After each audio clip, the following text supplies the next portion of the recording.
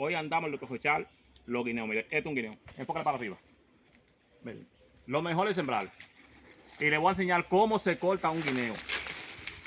Miren. Para tú cortar un guineo, tú limpias y mira. Para cuando tú le des.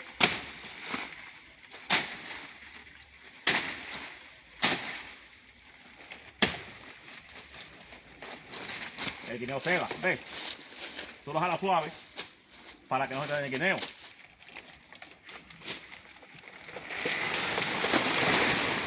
Así no te bajas de repente. Enfócala para acá, ven. Enfócala para acá, el guineo, que ellos vean. El guineo que es. Ven. Para que ellos vean. Eso cuando tú tienes propiedad y puedes sembrar, mira. Mira para ahí. Observa bien, miren. ¿Quién quiere venir conmigo para acá a cosechar?